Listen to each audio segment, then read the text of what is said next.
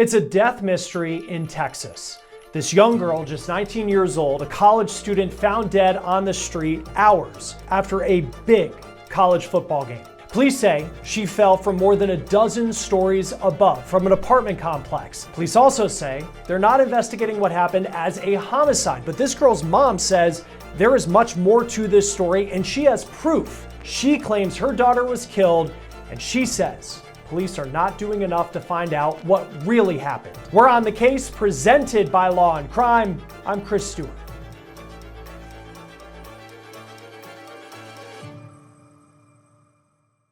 Hi guys, before we move on, I need to talk about the single biggest financial development that is shaping everything we know about money. Central banks, they are hoarding and purchasing physical gold at a pace that we haven't seen in decades. Gold is up 40% in the past year, and experts say it's not stopping. So, how do you get in without dropping thousands up front?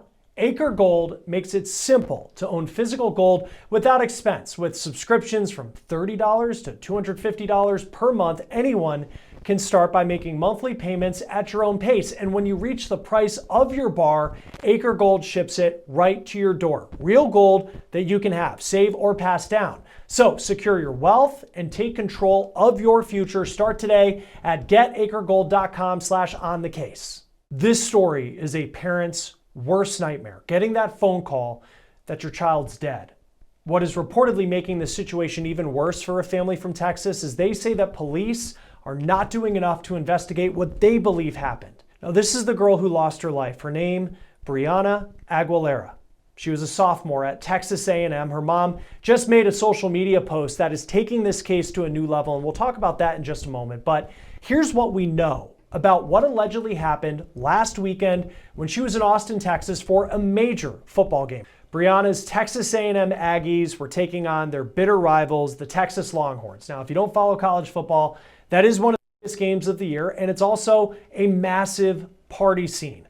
Brianna apparently went to a tailgate for the game. It's called the Lone Star Showdown on Saturday night. It's unclear if she actually went into the stadium. This game kicked off around 6:30 at night, but hours later, 1 o'clock in the morning, a couple hours after the game ended, Brianna was found dead outside an apartment building on a street by someone who was just walking by. Now, investigators say they do not believe the 19-year-old died as a result of foul play. Her mom told KSAT-TV that detectives have told her that she died after falling 17 stories from an apartment above. I want you to take a look here, and this is from Google Earth. You can see what the apartment building looks like in Austin at the address that police say all of this happened. You can see the balconies on the outside of the building. Now, detectives to this point believe that Brianna jumped, but Brianna's mom is now speaking out saying that just doesn't make sense and there has to be more to this story. Not only did her mom tell KSAT that her daughter was not suicidal, she says that her daughter's dream was to go to Texas A&M. She was living that dream. She had one day hoped to become a lawyer, so it just doesn't make sense. But she also says there are parts to that story that she's being given by police that aren't adding up. Now, her mom says she first knew something was wrong Saturday night when she tried to call her daughter after the game and Brianna didn't answer. Now, that game would have ended around 10 o'clock local time. Again, it was a 6:30 p.m. kickoff on Saturday night. And Brianna's body was found a couple hours after the game ended at 1 o'clock in the morning on a street outside that apartment building. Her mom told KSAT that she found out her daughter's body was in the morgue around 4 o'clock on Sunday in the afternoon. Just a horrific way for a parent to find out that their daughter has died. Now, the mom also says that officers have her daughter's cell phone. It is unclear what that cell phone shows as far as what police have said, but her mom is claiming the cell phone could provide some clues about what was going on around the time Brianna died. It appears that Brianna went to a post-game after party at that apartment complex in Austin, that tall apartment building with the balconies. Now, her mom says that 15 people were in the apartment when Brianna died. Brianna's mom also says that police are not answering her questions. She told KSAT, quote, "There are a lot of inconsistencies with the story. He told me," she's talking about the police officer, "that she jumped. And then he told me that the friends said they didn't know her whereabouts. It's unclear what the layout was of the apartment where this party was going on. Now, the mom then goes on to say that her daughter may have been in some sort of confrontation shortly before she died. Here's what she said, quote, "There is a fight that happened between my daughter and another girl, and they were all staying in the same apartment that I have actual text messages from, and the detective just disregarded them." Now, police have not commented on that part of the investigation. Now, it is unclear why police have said they don't believe Brianna is the victim of a homicide or something more than her jumping off of an apartment building in the early hours of the morning. What proof do police have that this is what went down? Because they're not saying it's an open investigation. They're saying that they don't believe it is a homicide investigation, but they have said they are still looking into what happened. Now, police told local media there are no details that show suspicious circumstances surrounding Brianna's death. An autopsy will confirm her cause of death. Toxicology reports could also show what was in her system when she died. Now, here's what Brianna's mom wrote on Facebook, and this is really what took this case to a new level beyond the fact that we are talking about the tragic loss of someone who was just 19 years old, had big plans in their life. Now, this is what her mom wrote on Facebook, quote, "This was not accidental. Someone killed my Bree and gave all the group of friends a lot of time to come up with the same story. My daughter would not jump 17 stories from a building, and to be labeling this as a suicide is insane. My daughter loved life and was excited to graduate and pursue her career in law. Austin PD and the detective is not doing his job. How is it that certain friends left immediately and the person who was living at the apartment complex vacated her apartment ASAP?" End quote. She also posted, "Mi amor, we will get justice." Now, Austin police have not commented on what went on inside the apartment before Brianna died. Now, as this story has been getting a ton of attention, we have seen many people supporting Brianna's family. There's a GoFundMe that has raised more than $30,000, and it writes, quote, "Our hearts are shattered in an effort to ease the financial burden on Brianna's mom and loved ones during this unimaginable time. We are asking family, friends, and all who or knew of Bree to consider offering a donation. If you are unable to give, we humbly ask that you keep Brianna and her family in your thoughts and prayers." Now, it also says the details surrounding what happened next remain unclear, and her mother is awaiting answers. End quote. Now, I also want to read for you the statement that we received from the Austin Police Department, and this is all that they are saying at this point. It says, on Saturday, November 29th, 2025, at 12:47 a.m., so around 1 o'clock in the morning, Austin police officers responded to a report of an unresponsive individual at 2101 Rio Grande Street. When officers arrived on scene, they located an adult female who was not responding. The individual was pronounced deceased on scene at 12:57 a.m. At this time, the incident is not being investigated as a homicide, and there are no indications of suspicious circumstances. The cause of death will be determined by the Travis County Medical Examiner's Office. The investigation remains ongoing. Joining us now to talk a little bit more about this case and the circumstances surrounding it, which are certainly interesting. We'll see if they're suspicious moving forward. Retired Detective Commander Will Svilar, always great to have you on Law and Crime from the Chicago Police Department. What stands out to you thus far about what we know about what happened to 19-year-old Brianna Aguilera? Well, what stands out is we don't know much. It looks like the police department's not releasing too much, but they did release that they don't believe foul play is expected, which to me is a little odd this early in the investigation, unless there's some things going on behind the scenes that we don't know about. So that strikes me as a little odd. Yeah, here's the statement. I actually just got it in from the Austin Police Department. It says, when officers arrived on the scene, they located an adult female who was not responding. The individual was pronounced deceased on scene at 12:57 a.m. At this time, the incident is not being investigated as a homicide, and there are no indications of suspicious circumstances. The cause of death will be determined by the Travis County Medical Examiner's Office, and the investigation remains ongoing. There's still, if I'm diving into that, and I might be looking into something too much, there's still an "at this time" and the investigation remains ongoing. What does that tell you about what could be going on behind the scenes in this case? Well, like in all death investigations and homicides, you're waiting for a medical examiner to make a determination. In some cases, the medical examiner is going to wait for the police department to come up with their investigation before they'll make a determination. Now, I don't care what happened. If there is a young girl at the bottom of a 17-story building, that's foul play. Now, I'm not saying that it was criminal play, but it's not normal. Something happened up there. And what they're doing now is they got to talk to everybody that was upstairs in that apartment. What time did she get there? What was her state of mind? Who was there? And was there a fight? Like the mom said, that there possibly was a fight between two girls. That all has to be hashed out. Because the mom too, because on one hand, we don't know if there is surveillance video. If someone has like a Ring doorbell camera inside an apartment, I don't know if they would, or like a dog, camera, something like that. I feel like we would know, or that would be passed along to the mom at some point. But if there's no video, and police believe that she jumped, how do you prove that? Indeed. How do you prove that? I mean, jumping, falling, being thrown, you're not going to find out much from the remains, unfortunately, because that's serious trauma when you depart 17 floors and land on the cement. It's got to be brought in through interviews with the people in the apartment. Now, I know that there was possible allegation that they got their story together. You will never get 15 people to tell the same story, no matter what. I can assure you on that.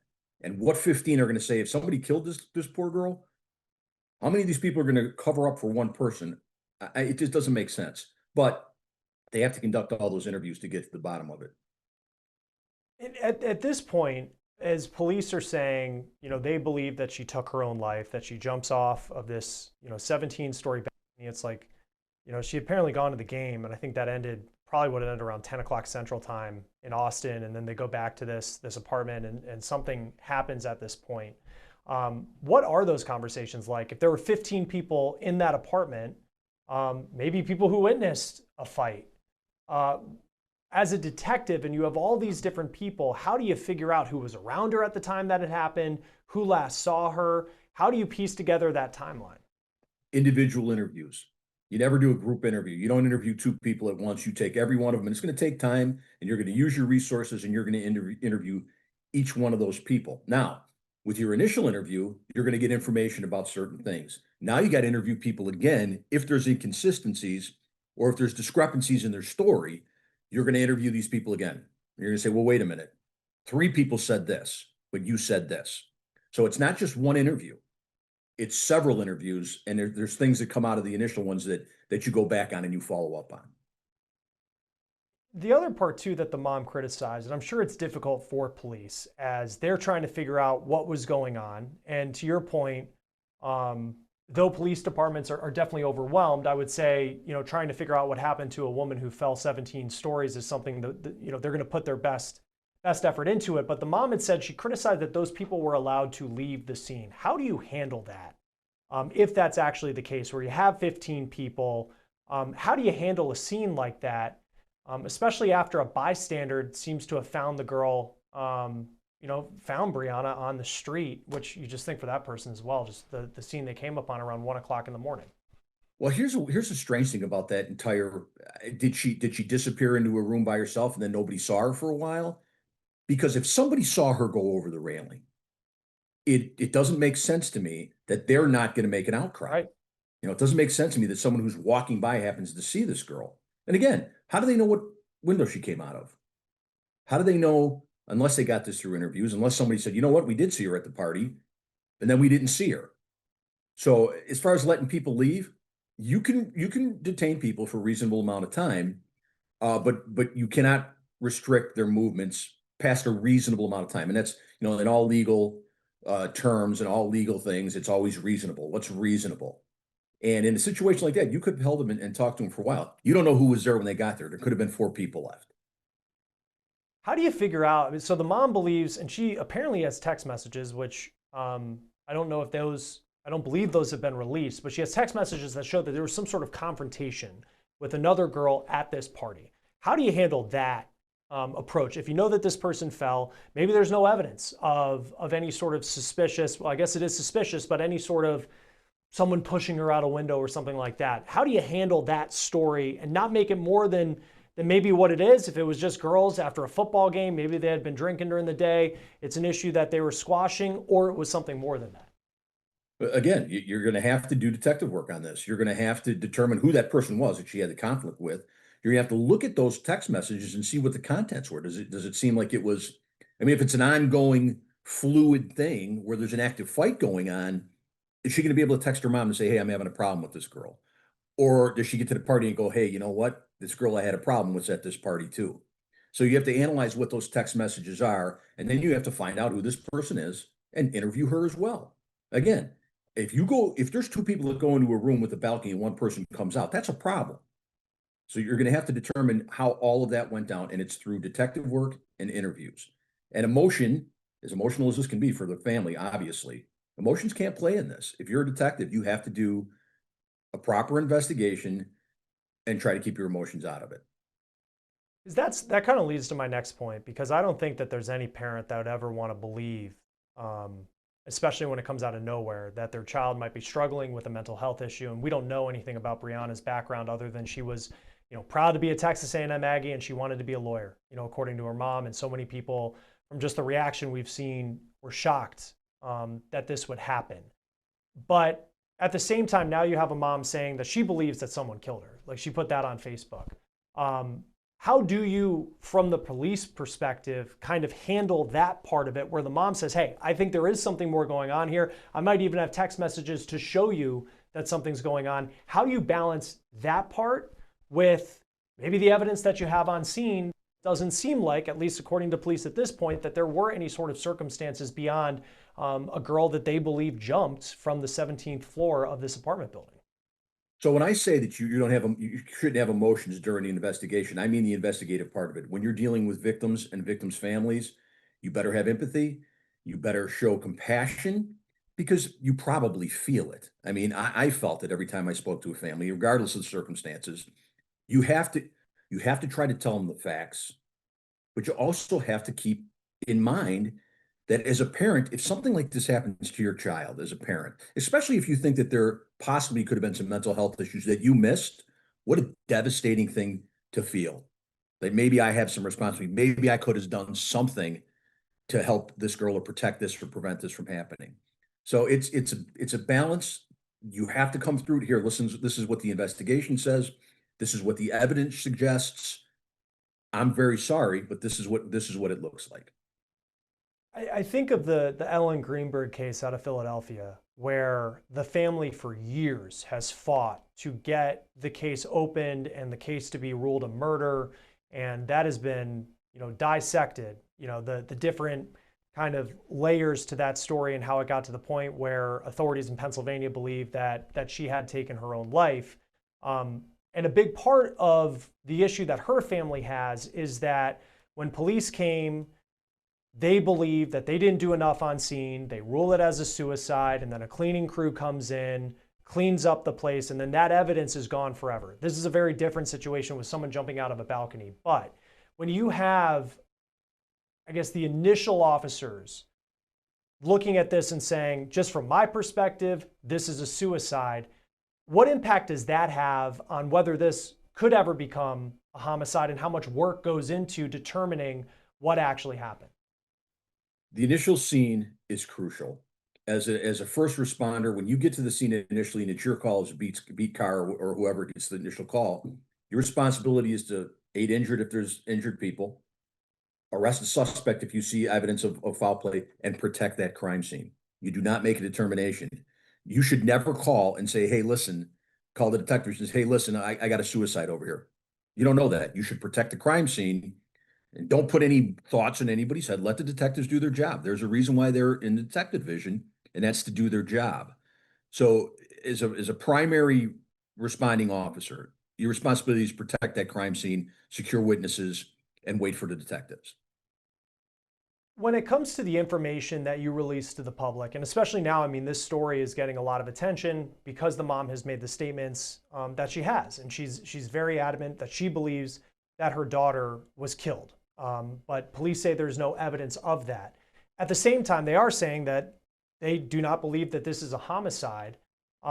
What type of information would you need even if you're not releasing it to the public, to be able to say that we don't believe that she died because someone killed her? I mean, it can only come through interviews you have with people in the apartment at the time.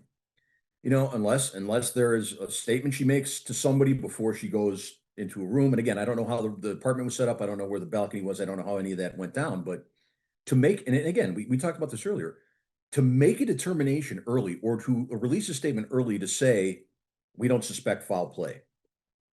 That's a pretty big statement considering you're being tight-lipped on everything else. And again, medical examiner doesn't have a finding. I mean, I know what the cause of death is going to be, obviously, but the manner of death is yet to be determined. So to say in a statement, we don't believe there's foul play, they have to have more than what they're releasing to the public as far as the stuff they got at interviews or maybe even some physical evidence. Hate to be morbid on this, but that is the reality of it. And I know we talked about we're dealing with what was probably a very difficult scene. Are you still able to get a toxicology test? I just think of, you're at a big college football game, probably a lot of drinking throughout the day. That could factor into what transpired at night. Is that something that, through the autopsy and then, being able to take samples, are you able to still figure out what was in her system at the time she died? Yes. Yes. The organs, there'll be blood, there'll be organs, they'll be able to do an analysis, a toxicology analysis, which is part of every postmortem examination. So yes, you will be able to determine tox.